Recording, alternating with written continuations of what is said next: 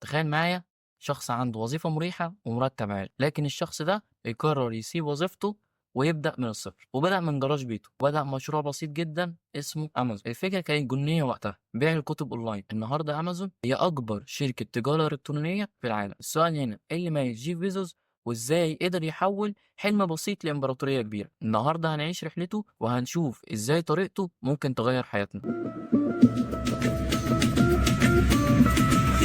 في التسعينات كان الإنترنت حاجة جديدة جدًا، ومعظم الناس مش فاهمين قوته. جيف اللي كان شغال في شركة استثمار كبيرة شاف فرصة وسأل نفسه إيه المنتج اللي ممكن أبيعه أونلاين بسهولة، وقرر يبدأ بالكتب. جيف بدأ فرصته من جراج بيته، كان بيشتغل ما يقرب من 16 ساعة في اليوم. أول مكتب لأمازون كان فيه مكتبين فقط، والموظفين الاتنين كانوا بيعملوا كل حاجة، حتى التغليف. كان رحلة مليانة مخاطرة، لكنه كان مؤمن بفكرته. في البداية ما كانش فيه ثقة في الشراء أونلاين، وكان العملاء قليلين جدًا، لكن جيف كان بيركز على نقطة واحدة بس. كان بيقول العميل هو الملك. كل تفصيلة في أمازون كانت عشان العميل، من سهولة الشراء إلى توصيل المنتجات بسرعة. أمازون ما وقفتش عند بيع الكتب، وجيف قرر ياخد أكبر مخاطرة ويبيع كل حاجة أونلاين: إلكترونيات، ملابس، ألعاب. النقلة دي حولت أمازون لمكان الناس تلاقي فيه أي حاجة، والقرار ده غير مجرى تاريخ التجارة الإلكترونية تماما. جيف بيزوس كان ليه بعض الأسرار، ومن أهم الأسرار اللي كان بيستعملها كان بيهتم جدا بالعميل.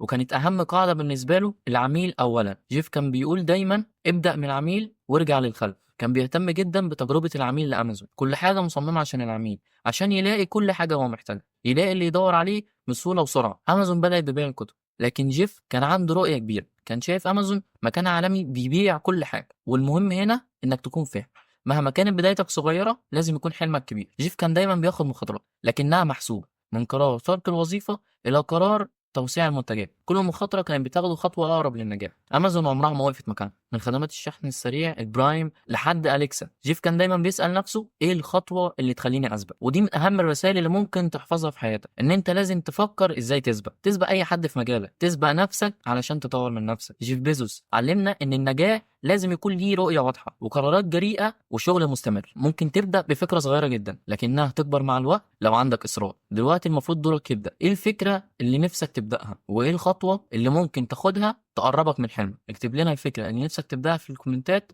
وخلينا نساعدك تبدأ لخطواتك الجاية. لو الحلقة عجبتك ما تنساش اللايك والاشتراك وتفعل زر الجرس عشان يوصلك كل جديد. استنى الحلقات الجاية، عندنا قصص ملهمة كتير تستحق إنك تسمعها.